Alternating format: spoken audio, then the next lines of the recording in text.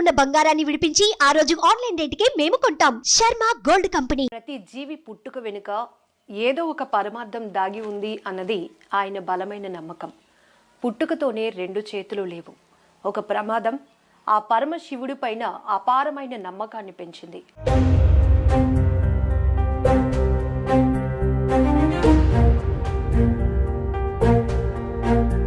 ఆ శివుడి సేవలో లీనమవుతూ అసలు శివాలయమే లేనటువంటి బసవపాలెంలో బసవేశ్వర స్వామి వారి ఆలయాన్ని తానే స్వయంగా ఏర్పాటు చేసి ఈరోజు ఎంతోమంది భక్తులకు ఆదర్శంగా నిలవటమే కాదు, శివయ్యగా తన పేరు మార్చుకొని ఆ శివుడికే తన జీవితాన్ని అంకితం చేశారు ఈ శివయ్య. ప్రస్తుతం మనం బసవపాలెంలో ఉన్నటువంటి బసవేశ్వర స్వామి వారి ఆలయంలో ఉన్నాం.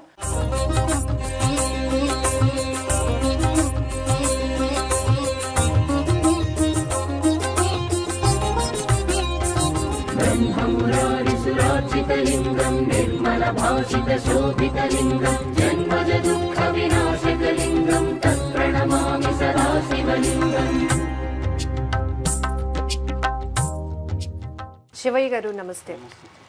అసలు అన్నీ ఉన్న చాలా పనులు మేము చేయలేకపోతున్నాం, కానీ రెండు చేతులు పుట్టుకతోనే లేనప్పటికీ కూడా ఈ స్వామివారి సేవ అంతా కూడా నేను చేయగలను, నేను ఒక ఆలయాన్ని నిర్మించగలను అంటే ఇంత ఆలోచన శక్తి మీకు ఎలా వచ్చిందని? ఇక్కడ ఆలోచన అంటే ఏమీ లేదు తల్లి, ఆలోచన అంటే ఏమీ లేదు, చెయ్యాలి అంతే. ఏదంటే ఏదో ఒక పని చేయాలి అనుకుంటాడో, మనం పలానా పని చేయాలి అని అనుకుంటాడో ఆటోమేటిక్ ఆ పనికి సంబంధించి ఏవేది చేయాలో ఆ విధంగా అది చేసుకుంటూ వెళ్ళిపోవడమే. అది బరువు అనేం కాదు, మనం చేయగలిగింది చేసుకుంటూ వెళ్ళిపోవడమే. మనం చేయగలిగింది ఒకళ్ళ మీద డిపెండ్ అవ్వకుండా, ఒకళ్ళ దీని మీద ఆధారపడకుండా, మనం చేయలేనప్పుడు, మన వల్ల అవ్వలేనప్పుడు ఎదుటి వాళ్ళ సాయం కోరడంలో తప్పు. అది ఇప్పటికీ కూడా మీరు ఎవరి సాయం కోరకుండానే పూర్తిగా స్వామివారికి అన్ని సేవలు మీరే బకెట్తో నీళ్లు పట్టుకురావడం, నోటితో పూజా కార్యక్రమాలన్నీ ఎలా జరిపించగలుగుతున్నారు? పూజ అంటే శివుడిది, స్వామిది, అన్ని అమ్మవారిది, వినాయకుడిది అన్నీ నేనే చూసుకుంటాను. ఆ సేవ మాత్రం మొత్తం అంతా పూజా విధానం అంతా చేసుకుంటాను, ఇబ్బంది ఏం లేదు. అవన్నీ నేను చేసుకుంటాను, ఫస్ట్ నుంచి స్టార్టింగ్ నుంచి నేనే చేసుకుంటాను. నేను ఏటైనా ఎక్కడికైనా వెళ్తే కుర్రోళ్ళ వల్ల బెత్తేస్తాను, అప్పుడు అంతవరకు నేను అవకాశం ఉంది కాబట్టి నేను చేసుకుంటున్నాను. మొదట మీ పేరు అప్పారావు అంట కదా? అప్పన్న. ఆ తర్వాత శివయ్యగా ఎందుకు పేరు మార్చుకున్నారు? పూర్తిగా అసలు మీ ఊర్లో శివుడు గుడే లేదు, మీరే కట్టించాలని ఆలోచన ఎందుకు వచ్చింది? మైకి సెట్లు తిప్పినప్పుడు మా స్వామికి ఒక స్వామి అక్కడ ఒక బ్యాందీ షాప్ ఆయన ఉంటే ఆయనకి కరెంట్ లేదని హెచ్డి వైర్లో హెచ్పీజీలు కట్టమన్నాడు. కట్టమంటే మా వాళ్ళు ప్రవదన అయినా అని చెప్పేసి మేము ఊరుకుంటే మళ్ళా 3 రోజుల నుంచి ఇబ్బంది పెట్టాడు. స్వామి కొద్దిగా చేసి పెట్టండి, చెయ్యండి అని. అప్పుడు ఏం చేసామంటే సరే కట్టిస్తారా బాబు ఏమైందని మా స్వామికి చెప్తే స్వామి ఎక్కి కట్టేసాడు. హెచ్డి ఆపకంట అంటే పవర్ ఆపకంట, హెచ్డి వైర్లు కట్టడం అంటే ఎవరి వల్ల అవ్వదు, అది ఎల్సీ ఇస్తే కానీ కట్టడానికి అవ్వదు. కానీ మా వాడు ఏం చేశాడంటే ఈ ఎల్సీ ఇవ్వకంట మామూలు బ్లేడ్కి బ్లేడ్ ఇలా ఉంటుంది అనమాట అటాచ్మెంట్, అది కిందది ఇలా బ్లేడ్లు ఓపెన్ చేసి కిందది లూజ్ అయిపోతే ఈ కింద దానికి ఇలాగన ట్రాగు సిల్వర్ లీడ్ వైర్ ఇలా చుట్టేసి దిగి కట్టేసి అలాగ 4-5 సార్లు కట్టాము. మేము మామూలుగా కట్టుకుంటాం, ఎదుగుడైన ప్రాబ్లం వచ్చినప్పుడు కట్టిస్తుండేవి. అదేవిధంగా ఎప్పుడున్నాగా అలవాటులాగా ఏమొచ్చి ఆయన మీరు కట్టేస్తారు, మీరు కట్టేయండి, ఇదివరకు కట్టారు కదా అని చెప్పేసి ఊరికి పేదాయం పెడితే కొత్తపేట పండగనైతే అక్కడ బేరం పోతుంది అది ఇదని ఊరికి బాధపడితే సరే తెలిసిన వ్యక్తి కదా, పోనీ సాయం చేస్తే తప్పేముంది, పోనీ కట్టేసాను ఆయన అనేటప్పటికి ఆయన కట్టడానికి ఎక్కారు. స్వామి ఇలా కట్టేసే స్వామి అని చెప్పేసి అంటే ఒక ఉండనా చుట్టేసి అది పట్టుకొని ఎక్కి హెచ్డి వైరు కట్టేసాడు. బాగానే పవర్ ఆఫ్ చేయకుండా కట్టేసాడు, శుభ్రంగా బాగానే కట్టేసాడు.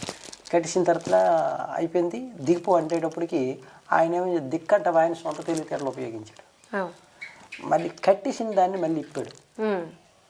కట్టేసిన దాన్ని మళ్ళీ ఇప్పినప్పటికీ ఆ లీడ్ పొడవుగా ఉండడం వల్ల ఇది వెళ్ళి పైకి తగిలేసింది. తప్పని పిట్టరాళ్ళంటే కాలిపోయాడు, మొత్తం కాలిపోయాడు. అయితే మరి చచ్చిపోతాడని చెప్పేసి అందరూ అమ్మో చచ్చిపోయాడు అని చెప్పేసి అందరూ భయం పడిపోయి ఊరు మొత్తం బీభత్సంగా గోల అందులో కొడుతున్న వాడికి వెళ్ళి ఆడు ఎందుకు పడతాడో తెలీదు, నేను కూడా చూడలేదు. మనం ఇలా పైకి చూసినంతసేపు బాగానే ఉంది, దిగిపోయిన ఆయన అనేటాడు ఆడ కిందగా దిగిపోతాడని అనుకునేటప్పుడు వాడు మళ్ళీ ఆడ సొంత తెలివితేటలు ఉపయోగించి ఇలా చేశాడు. చిన్న తిరకాసు కనురెప్ప పాటులో ఆయన చిన్న మిస్టేక్ ఆయన ప్రాణం మీదకి అయిపోయింది. తప్పని కిందకి రాలిపోయినట్టు రాలిపోతుంటారు. ఇప్పుడు కాకి పవర్ అంటే ఎలా ఉంటుంది, ఒక హెచ్డి పోయిన కొట్టినాడే. ఎప్పుడైనా ఉదాహరణకి వైర్ మీద పడి కాకి కానీ ఏదైనా టుప్పును మెల్ట్ అయితే ఎలా రాలిపోతుంది కిందకి తప్పకని అలాగే రాలిపోతుంటారు. ఎందుకు పడిపోతుండో ఏమైందో తెలియని అయోమయం పరిస్థితి అయిపోయింది. అసలు ఏమీ లేదు. ఆ పడిపోతున్నోడికి పోల్ మీద నుంచి పడిపోతున్నాడు. అసలు ఆయన పట్టుకుంటామా, చేయగలమా, కాయగలమా ఆ ఆతృత టాపిక్ కూడా లేదు. పడిపోను పట్టుకోవాలని ఆతృతతో వెళ్ళి దిగిపోద్ది. లేకపోతే కిందని ఈ మోటార్ల పాతిన రాడ్ దిగబడిపోయినాం. అప్పుడు స్వామికి అలాగా నెమ్మదిగా పడుతుంది, అలా పట్టుకున్నాడు. అలాగా నా మీదలే ఆ పోలి మీద నుంచి కిందకి వచ్చి నా మీదలు వచ్చి ఇలా కింద ఆడ చచ్చిపోయాడు అనుకుని ఊరికో గోల అంటున్నాం. అయ్యప్పనేమొచ్చి కొంచెం మర్దన చేసి అయ్యప్పని హాస్పిటల్ తీసుకెళ్ళాం. కొంచెం అయినా సరే హాస్పిటల్లోనే ఎక్కడ జాయిన్ చేసుకున్నాం. ఆ తర్వాత అందరూ చంపేశారు. అదేనే జనం అందరూ మరి లోకులు కాకులు ఎవరి నోటికి ఏమొస్తే అది మాట్లాడతారు. అసలు అక్కడ ఏం జరిగిందో ఏంటో పొజిషన్ ఏంటో సత్యం ఎవరికి అవసరం లేదు. కాబట్టి మీతో వెళ్ళారు కాబట్టి మీ మీద నింద మోపే ప్రయత్నాలు అయింది. అయితే అప్పుడు మేము అనుకున్నాను శివయ్య, అప్పటికి నేను భజనలకు వెళ్ళడము ఎదటి వాళ్ళకి అప్పుడు కూడా 10 మందికి సాయం చేయడమే. 10 మందికి మనం ఉంటే తినడము, లేకపోతే 10 మందికి మనకడ ఉంటే పెట్టడము. ఆ విధంగా భజన కడుగునే భజన నేర్చుకోవాలి, ఆధ్యాత్మికంగా కావాలి. ఎవరైనా వచ్చినప్పుడు మీకు రాముడి గురించి తెలుసా, శివుడి గురించి తెలుసా అని క్వశ్చన్లు వేయడము.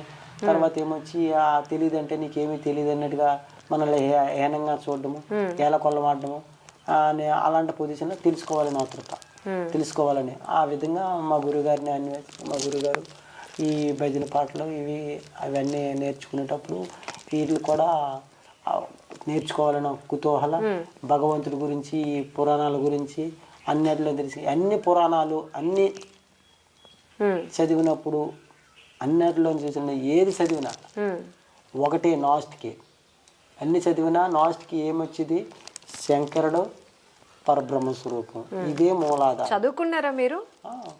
5వ తరగతి వరకు చదివాను. అయినా పురాణాలు అన్నీ చదివాం, బైబిల్ చదివాము, ఇది క్రిస్టియన్స్ది ఈ చదివాము, అవన్నీ చదివినవే. కానీ అందరినాగా వంట పట్టించుకోము, చదివేసి వదిలేయడమే. దానికి అందులో మనకి ఇంపార్టెంట్ది కావాల్సింది ఏమైనా ఉంటే అది మాత్రం పట్టుకుంటాం. అప్పుడు అన్నం ఉడికిందో లేదని కూడుకోవడంలో చేయట్లేం కదా. గుడిలోనికి రాగానే ఒక సత్యం మీరు తెలుసుకోవాలని ఒక మాట రాసి పెట్టారు. ఎన్ని 100 కోట్లు సంపాదించినా ఆయుష్ మాత్రం మీరు కొనలేరు. సత్యం ఏంటంటే శివుడే అని. మీరేం చెప్పాలనుకుంటున్నారు అందరికీ? పరమాత్ముడు భగవంతుడి గురించి మాట్లాడడానికి ఏ ఒక్కరికి అర్హత లేదు. ఉన్నదన్నాడు భ్రమలో ఉంటాడు, కానీ లేదు. కారణం ఏంటంటే ఈ సృష్టికి జీవుడికి ఎప్పుడు పోరాటం జరుగుతూనే ఉంది. భగవంతుడి కోసం తెలుసుకోవాలని జీవుడు ఎప్పుడూ పోరాటం చేస్తూనే ఉన్నాడు. భగవంతుడు ఉనికి తెలియకూడదనే భగవంతుడు ఎప్పుడూ జాగ్రత్తగా ఉంటూనే ఉన్నాడు. ఈ సృష్టి రాశిని ఎవరికైనా తెలుసు, ఏది ఎప్పటికి శాశ్వతం. ఎంతమంది సైంటిస్టులు, ఎంతమంది యోగులు, ఎంతమంది ఋషులు, ఎంతమంది మహాత్ములు, ఎంతమంది మహాసిద్ధులు, సోలు రాజులు, 1వ శతాబ్దం 2వ శతాబ్దంలో ఉన్న సోలు రాజులు దైవశక్తులతో కూడి సాక్షాత్తు మానవ రూపంలో అవతరించిన భగవంతుడే దాన్ని ఉనికి సాటించకంటే వెళ్ళిపోయాడు. మరి శ్రీరాముడు ఉన్నాడంటే మానవ రూపంతో అవతరించిన మామూలు మన మానవుడిగా భగవంతుడే మానవుడిగా అవతరించి మానవాళికి ఒక ధర్మబోధ చెప్పి వెళ్ళిపోయాడు. కానీ ఆయన కూడా తిట్టేవాళ్ళు ఉన్నారు, కొట్టేవాళ్ళు. బ్రహ్మం గారు ఉన్నారు, ఆయన మానవ రూపాన్ని అవతరించి గురువుగా చెప్పేవాడు. యేసుప్రభు ఉన్నాడు, ఆయన గురువుగా చెప్పి ఆయన బాగున్నాడు. మీరు ఇక్కడ ఈ ఆలయాన్ని చూసుకుంటూ ఇక్కడ స్వామి సేవలో ఉంటూనే పెద్ద పెద్ద మహాపుణ్యక్షేత్రాలు వెళ్తూ ఉంటారు, నాగ సాధువుని కలుస్తుంటారు, స్వామిలు, అఘోరాలు. అక్కడి నుంచి మీరు ఇంకా తెలుసుకున్న విషయాలు ఏంటండి? తెలుసుకోవడం ఏంటంటే ఆ మహాత్ముల గురించి తెలుసుకోవడం, వినుకోవడం. అంటే వాళ్ళు ఎప్పుడు మహాత్ములు ఎప్పుడు మౌనంగానే ఉంటారు. వాళ్ళు ఎప్పుడు వాళ్ళ పని వాళ్ళు చేసుకొని పోతారు. ఎప్పుడు దైవ జ్ఞానం బ్రహ్మానందంలో ఉంటారు. కలి ప్రభావాన్ని అలుగుతారు. అంటే మన మానవ జాతికి ఎప్పుడైతే నాశనము ధర్మము వాటెళ్తుందో అలాంటప్పుడు వాళ్ళ శక్తిని కొంత దారిపోసి దాన్ని జరగకుండా 1 రూపాయి వాటా ఉన్నోళ్ళు ఒక 10 రూపాయి వాటా వాళ్ళు కాస్తారు, 10 రూపాయి వాటా నాశనం అవుతూ ఉంటుంది. దిగంబరత్వం బట్టి వాళ్ళు ఏం చెప్పాలనుకుంటారండి ఆ నాగసాధువులు? మీరు దిగంబరను పెట్టి వాళ్ళు చెప్పవలసింది లోకానికి మనకి ఇచ్చిన మెసేజ్ ఏంటి లేదు. కడకి ఏమీ లేదు, లేని దారి కోసం ఎందుకు పోకులాడుతాను? వెంటరానాటి కోసం నువ్వు ఎందుకు ఎంపల్లాడుతాను? నువ్వు ఎంత ఎంపల్లాడినా కడకి ఏమీ రాదురా నాయన. వచ్చినప్పుడు ఉట్టినే వచ్చాము, పోయినప్పుడు ఉట్టినే పోతాము. ఇదే కదా సత్యము. ఆ సత్యం తెలియజెప్పడం కోసం వాళ్ళు ఉట్టినే తిరుగుతారు. అసలు మీ ఊర్లో శివాలయమే లేదు, మీరు ఇలా పూనుకున్నప్పుడు, మీరు ఇలా ఒక ఆలయాన్ని కట్టించాలి, ఇక్కడ పూజలు జరగాలి అన్నప్పుడు మీకు అందరి నుంచి ప్రోత్సాహం ఉందా, లేకపోతే నువ్వేం చేస్తావు అని అన్నారా? అవన్నీ వాళ్ళు అన్నారు తల్లి. నేను శివాలయం అంటే మీరేం కట్టగల చేయగలరని అన్నారు. కానీ అయినా మరి వాళ్ళందరి కోసం ఆలోచిస్తే ఇక్కడ మనం నడిచే నటక ఆగిపోతుంది తల్లి. ఇప్పుడు మనం ఒక గమ్యం చేరాలి, నటక ఒక గమ్యంకి వెళ్ళాలి. మనకు ఆ దారిని చూసుకోవాలి. తర్వాత ఏమొచ్చా మనం చేరవలసిన గమ్యం మనకు ముఖ్యం. వెనకాతల ఏముంటే మనకెందుకు, ఎలాగనుకుంటే మనకెందుకు, ఏదనుకుంటే మనకు. అసలు యాక్చువల్గా ఇప్పుడు మీరు అందరూ అడుగుతున్నారు, చెప్తున్నారు, ఏవేవో అంటున్నారు. వెనక్కి తిరిగి చూస్తే నేనేనా అన్నట్టుగా నాకే అనిపిస్తూ ఉంటుంది. కానీ నాకే ఇన్నాళ్ళు కూడా నాకే ఆలోచన లేనివి అయ్యాయి. ఎందుకంటే ఎప్పుడూ ఉట్టినే ఉంటాను, ఎప్పుడూ అలాగనే ఉంటుంది. ఏమీ ఉండదు. కానీ ఏదో అవసరం అనుకుంటాం, అది చెయ్యాలని అనుకుంటాము, అది అప్పటికి అలాగ వెళ్ళిపోతుంటుంది. మరి అందరికీ అదే భావన అనిపిస్తుంది. అయ్యే మరి నువ్వు పుట్టినే ఉంటానంటావు, పుట్టినే చేతినంటావు, ఎవరిని ఏమి చేయనంటావు, ఎలాగ వస్తుంది ఏంటని ప్రతి ఒక్కరికి ఆ సందేహం, అనుమానం ఉంటుంది. తప్పకుండా ప్రతి ఒక్కరికి ఆన్సర్. కానీ ఆ శంకరుడికి ఎవరైతే పంపించాలో వాళ్ళే వచ్చి నాయన ఇదిగో అని. ఎందుకు నేను ఆయన నమ్ముకొని ఇక్కడ కూర్చున్నాను. మీరు అన్నారు, ఆల్రెడీ చెప్పారు, అంటే దేవుడి కోసం చెప్పేటంత జ్ఞానం ఇప్పటికొచ్చి ఈ ప్రపంచంలో ఎవరికీ లేదు. మనకి తెలుసు మనమే దేవుళ్ళు అని ఆలోచనలో ఉన్న వాళ్ళు చాలామంది ఉన్నారని. కానీ మీకు తెలిసి మీరు ఇంత స్వామివారి సేవలో ఉన్నారు కాబట్టి చాలామంది రకాల భక్తులు వస్తూ ఉంటారు, రకరకాల కోరికలు ఉంటాయి, వాళ్ళ చేసే పూజల్లో కూడా చాలా వ్యత్యాసాలు ఉంటాయి. అసలు భక్తి, మనం దేవుడి పట్ల మన భక్తి చాటుకోవడం, కాస్ట్లీ భక్తులు కూడా ఉన్నాయి, కొన్ని పెద్ద హోమాలు చేసేవాళ్ళు, ఇలా మీరైతే ఏం చెప్పాలి అనుకుంటున్నారు? నేనైతే ఏం లేదు తల్లి, నేను చదివిన దాన్ని బట్టి నేను తెలుసుకున్నాను. పరమేశ్వరుడు శివపురాణంలో ఇచ్చిన లెక్క ప్రకారం ఏమీ లేదు. ఓం నమ శివాయ. నేను నీకేమిస్తానో నువ్వు దాంతో చెయ్యి, నీ శక్తి మేరకు నువ్వు చెయ్యి. ఇవ్వమని నేను అడగటం లేదు, నువ్వేమి ఇవ్వగలవు నాకు? ఈ ప్రకృతి మొత్తం నేను సృష్టించిందే, ఏమొచ్చినా ఈ ప్రకృతిలోనే రావాలి, ఏది ఉండిపోని ఈ ప్రకృతిలోనే ఉండిపోవాలి. కొత్తగా నువ్వేం తెచ్చివని నాకు ఇవ్వగలవు? నువ్వేమైనా సృష్టించావా నాకు ఇవ్వడానికి?